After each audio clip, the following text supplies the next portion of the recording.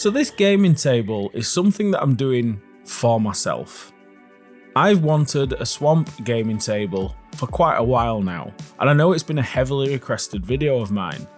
So I start off by making the baseboard.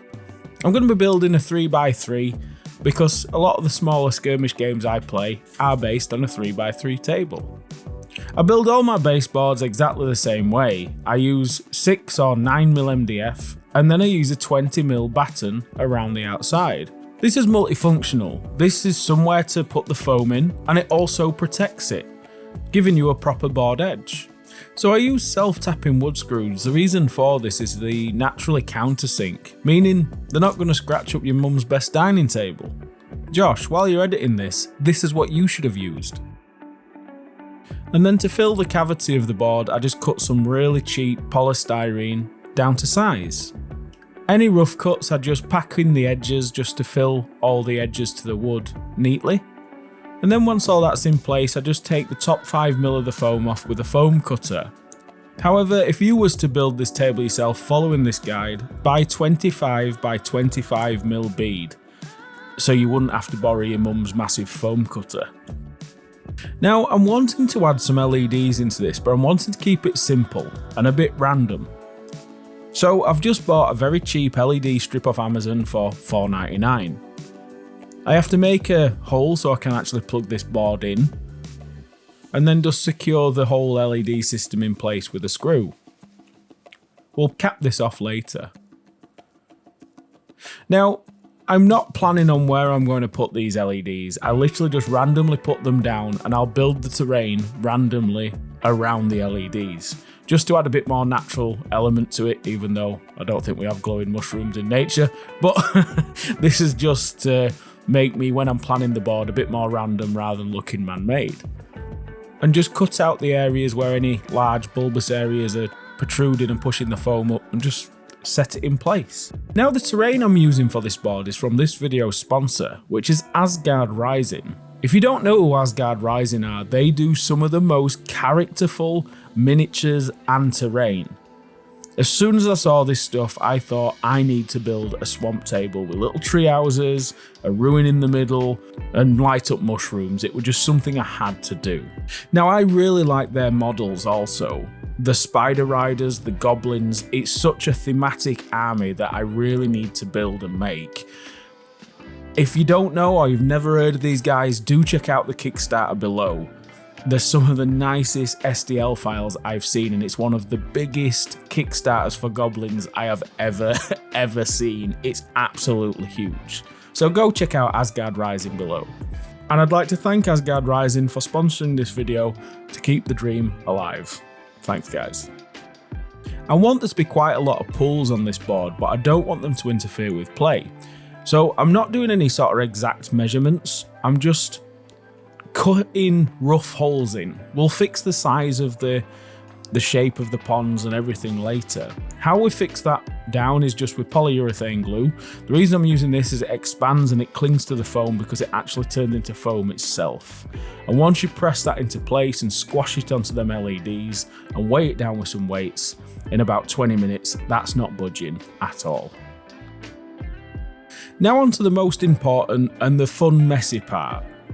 Modelling compound. If you've not used it before, do try it out. You can buy it all from my shop below and any local suppliers near yourself. And what this does is when you add water to the mixture, it turns it to like a watery clay. You can make awesome land formations with this that are also watertight, ready for when you do your epoxy pours. While I'm doing this, I'm just keeping an eye on where the LEDs are. I'm cutting little holes and little ravines near the mushrooms so it'll light up underneath the mushrooms. And then I'm just filling around everything and locking everything in place with the compound. I'm even using the compound to stick down the terrain to the polystyrene. That's how strong it is. Another thing to add with modelling compound, guys, work in little areas at once because it does dry rather quickly. You've got about 20 minutes to half an hour working time depending on your room temperature, so just make sure you're working little and often. Now, these Resin Ruins from Asgard Rising are completely modular. You can build them however you want to build them. They've got straights, 90 degrees, 45-degree angles, and you can build towers and all sorts with them. They're absolutely amazing.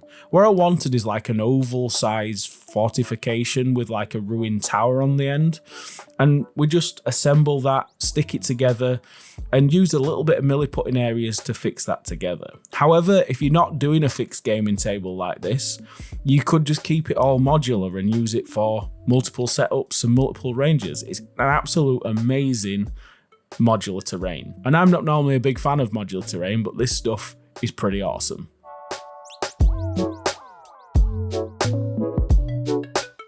And then just to put some cobbled areas like the old flooring of the building, I'm just using the wallpaper that I found in B&Q. I will try and find some links to this. It's not always available, but if I can find it, I'll link it below for you. Now I'm going to be making a load of bricks. This is for all the rubble piles and stuff because I don't actually have any resin bricks that are roughly this size to the ruin. So what I'm using is a stone just to texture it, and many different methods of texturing foam, whatever you want to use, a dog, piece of tin foil, whatever, just put all your texture into that foam. And once you've done that, roughly cut them to the same size as the bricks that are on the building, and then quickly chop them up. Because they're going to be in rubble piles, don't be too worried about exact sizing and everything, and then give them another squash just to get rid of them edges. And it's as simple as just throwing them around, and we'll glue them in place later.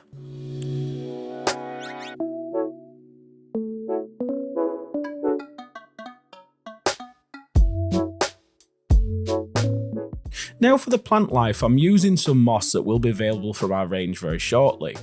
I really like this because teamed up with the mushrooms from Asgard Rising, you've got the fake plant and the real plant, so you've got your multiple textures, as I said in the Star Wars video. And I really like the look of this. It just builds up the dense foliage, and it sort of hides any of the ravines that I've cut for the LEDs to shine through as well. So I'm using it to pack out any areas that need filling. You can hide your mistakes with this stuff, which is good, and it looks awesome. The reason I'm putting it down now is I want to paint this in the same sort of colours of the board. So we're sticking all this in place, and we're going to start colouring it and working it all at the same time. So everything gets the same muted, swampy-like look.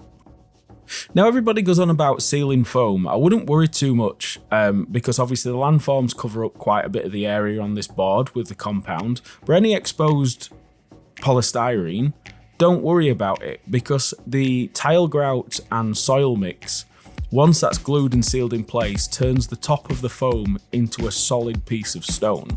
So don't worry about sealing the foam prior or anything else. Just use a good grout and soil mix, and that's going to be rock hard once that's dry. And I give that a good soaking with matte Scenic sealant all over the plants and everything, and that makes it rock solid the next day. Now before painting this, I don't want to be spraying paint on the LEDs because obviously that would make it pointless. So what we're doing is we're just stuffing inside the cavities with just a bit of tissue paper so we can pull that out once it's all been painted. We give it a good priming with rattle cans, and we also give it a zenithal prime because what we're going to do is airbrush this entire board. Not something I'd usually do because of the vast size of it, but I think a board like this will benefit from a good airbrush.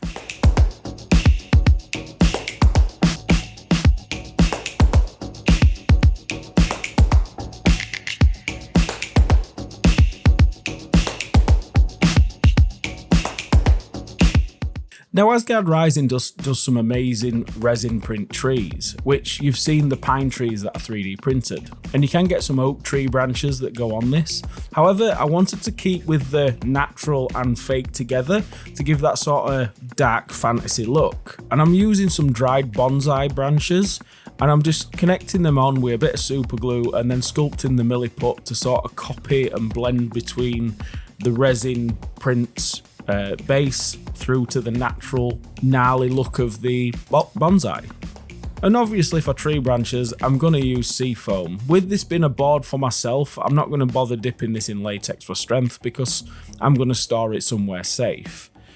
And all I do is I literally spray that with a bit of paint, roll it in some light green fine foam from my range, and that's it. I just stick that on. I don't want them to be quite full and bushy trees. I want them to be quite bare and wilting and not looking overly nice. I want them to be very random and gnarly looking. And I think the effect is achieved rather easily. The way that we're fixing this on just for speed is just with some contact adhesive, which is the easiest way to attach seafoam to trees, trust me. Then once we've done all that, we'll just go back to putting the soil and grout mix on just for a general covering over the top of the prime surface. I'm doing this for added strength, and I'm also doing this so I don't have to paint it myself. It's just a lot easier, and I prefer the look of natural materials, again, with painted things. For the actual swampy parts, I'm using the riverbed base ready just to get your round stones and everything in the pools, and it adds a bit of colour difference at the bottom of the ponds.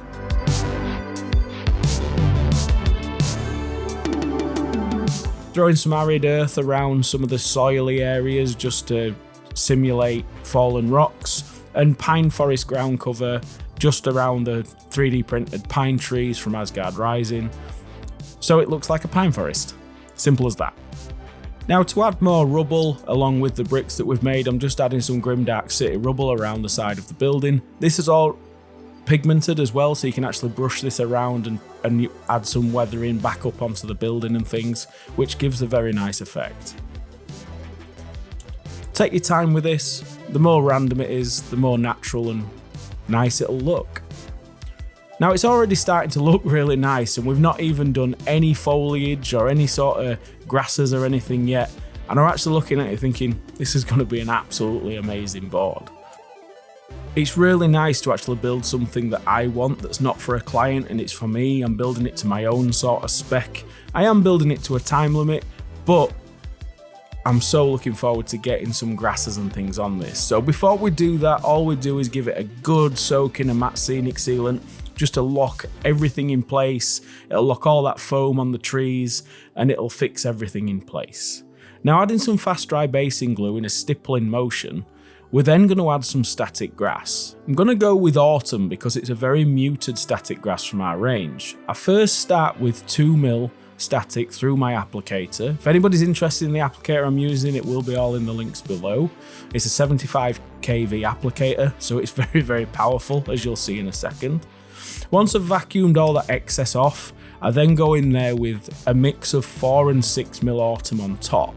This is to add length and add a lot more patchy variety to the lengths. And what I'm doing with the 6 and 4mm mix is I'm actually concentrating it within the 2mm. I'm not going over the edge of the 2mm. I'm keeping it to the centre, so in the built-up landforms there's longer grass, and that's how I get it to look as natural as I can using this applicator. I do advise using a good quality applicator for doing something like this. I have got a video on applicators, but this is literally the best applicator I've ever used for applying static grass. As you can see, it's amazingly powerful for firing in them 6mm lengths. And now we're just on to the final stages. I'm just going to chuck an oil wash all over the ruined building just because I wanted to mute it down a little bit. I don't even wipe this off, I actually use a bit of a thinner wash and it just sort of sinks into them recesses and leaves the highlighted areas from that zenithal prime. And this is more or less all I did with the ruin, apart from adding some moss later. We made some reeds using an old brush and we just airbrushed a bit of green on the bottom ends, so when we actually put the resin in, the green will work with the reeds. And throw some arid earth just to hide them horrible glue dots on the bottom.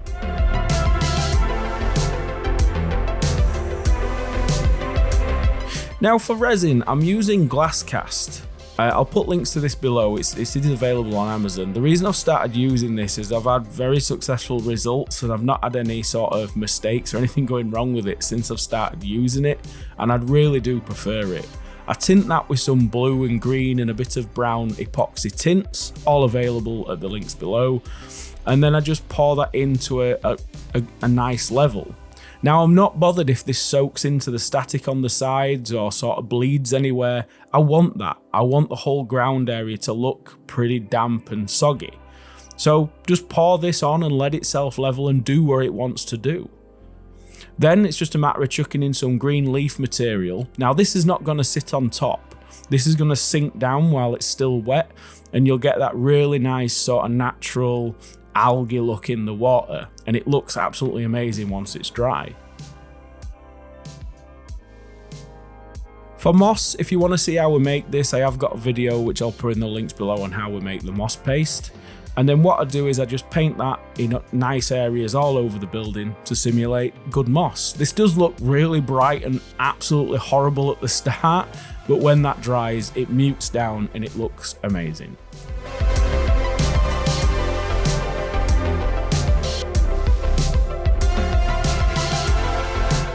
So for some slight ripple into the water, I don't want it glassy finish. What I do is I just pour some gloss varnish on there, and I keep moving this around and playing with it till it starts drying. And as it starts drying, it firms up and becomes a bit thicker, and you can just keep them steady little ripples in as it's drying, and this gives you a very nice subtle ripple to the water. And to finish off, I just used some old MDF walkways that I had laying around just to tie all the little tree houses or platforms together. So when you're playing on this, you've got a multi-level system that you can play all over. I had a couple of oil washers to some of them, just to darken them up so they're all a bit different. And that's it.